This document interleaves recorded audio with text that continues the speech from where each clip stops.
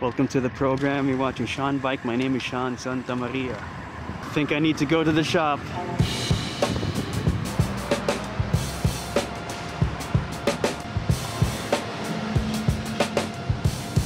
Okay, so we're taking our Giant to the shop. Nakapansin tayo ng konting stiffness sa free hub. Pag nagba-backpedal ako, matigas. Hindi sumusunod, so lumulungdo yung chain. So that's a sign na baka kailangan na ng cleaning ng free hub. Tanggal, repack, re-grease. Or the problem might be bigger than what we suspect. So the best thing to do is to take it to the shop para matingnan na maayos. So dito tayo.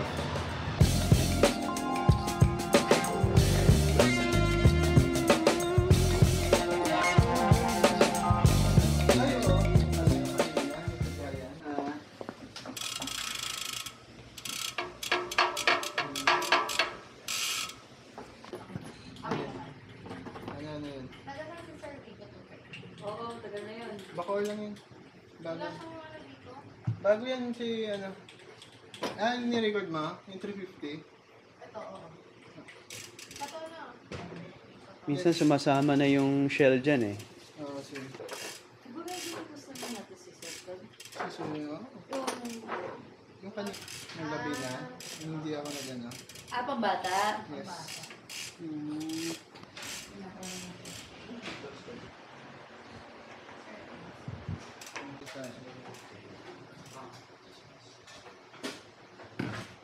Mahirap ano. So, gagawin ko dito mamaya ito para mas smooth yung pasok mo. Sige, sige.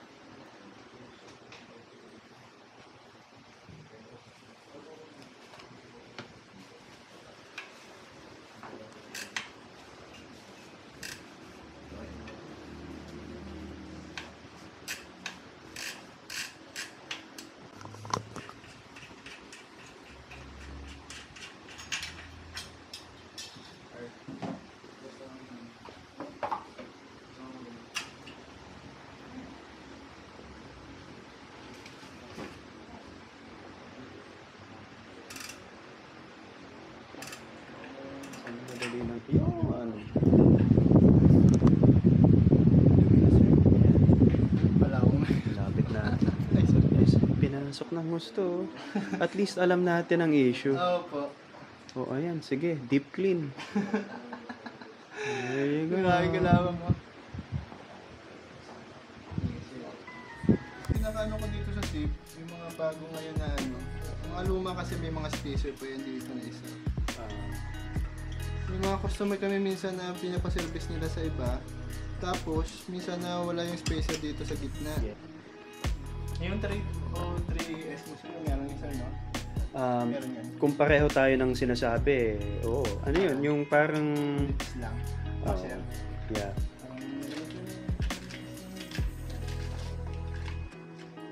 Yes. Ganyan. Yan minsan nakawala sa mga ano. Walain, ano? At Yung gumagawa. yung shell pa nun, tanggalin. Usually nga, nung pag-aalisin mo yung cassette, sumasama yun eh.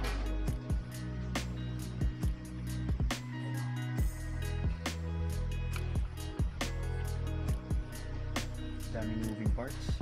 So hindi kasi spring po to, biglang hindi mo masabi kung hindi ka maingat yan, sir. Tatalsik yan. Talsik, yes. So maghahanap ka yung oras na kakainin. Yung sa 303S, Ano naman yung hindi pulse coil type? spring. Ano yun? Ano lang siya yung flat Parang springboard. Opo. Springboard. Ito, spring na coil.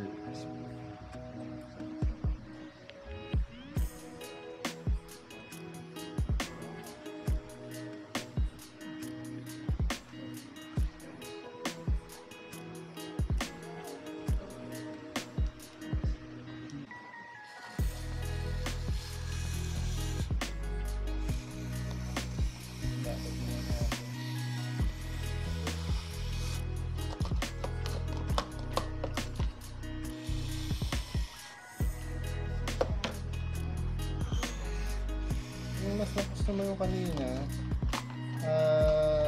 naka-DT-switch yun. Yung last time may nagka-issue siya doon kasi pinaripak niya yung hubs niya tapos hindi nabalik ng maayos yung bearing. Hindi nagamitan ng proper. May proper tools naman, pero yung French tool eh. Oo.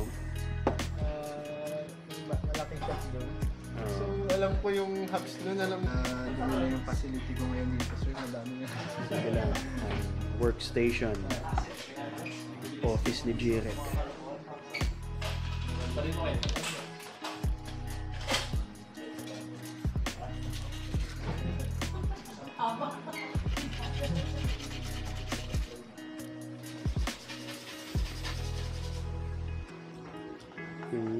Mas madami, akala mo maganda engagement, may kagat, pero minsan yung friction, yung nakakabagal. Tsaka kung dumumi, ganyan kadumi.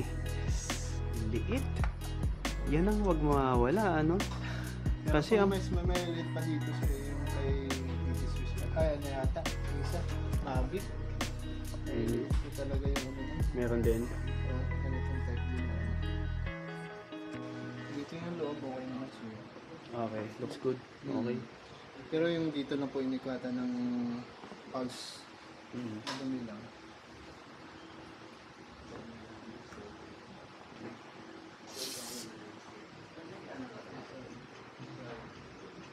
Tubeless ba ito sir yung natin, no? Tubeless, yes.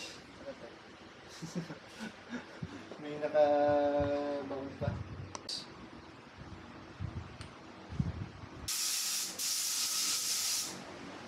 Speedy lang. Speedy sir. So pag repack ko, parang pag ano ko dito sa ano, kasi minsan dumidikit sa ano, kasi may magnetic Magnet. dito yung ano.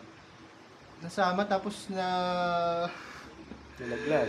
nalaglag. Ito nilagay natin. Ayan, wet tube. Ano natin, yung cycling.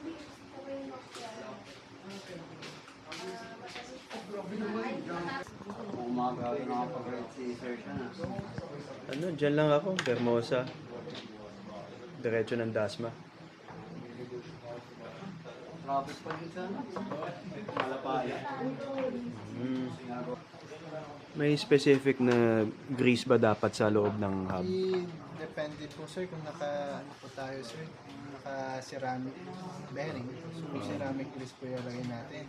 So since naka ano naman po tayo, naka hindi naman yung ceramic, naka ball bearing steel lang siya. So nilagay namin dito sir mga high temp. High temp lang. High template yung grease. So maingat lang, konting ano lang dito kakamali, tatalon yung spring.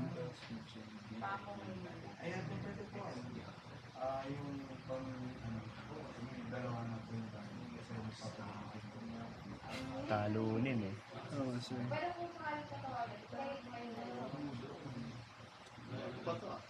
Hmm. 60 pero mas manipis.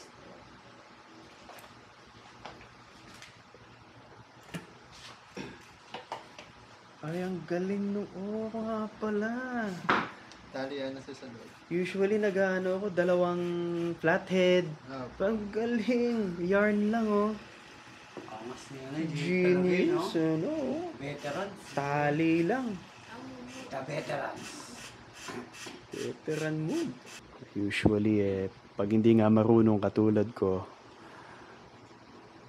pina-flathead ko pa yan. Ayan oh. Bang! Tapos. Diba?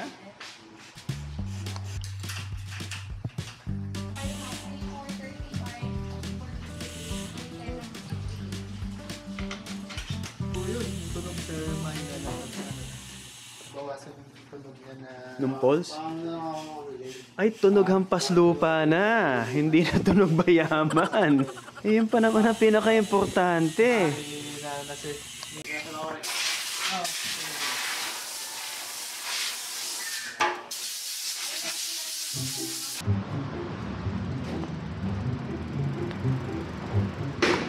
So, kung tahimik ng hub ko Ba't ganon? Hindi na tunog mayaman. Ayoko na.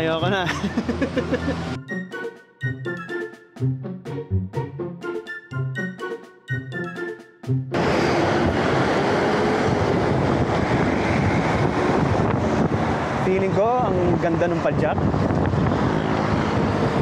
At ang smooth ng freewheeling, of course. Bagong linis eh. Ang ganda ng ride. To be honest, it feels like a new bike. And I know a big part of it is psychological lang. Dahil nakita kong nilinis, nakita kong may fresh grease na linagay, repapped, re-greased, clean as a whistle. Kaya yung feeling ko ngayon, ang bilis, ang smooth.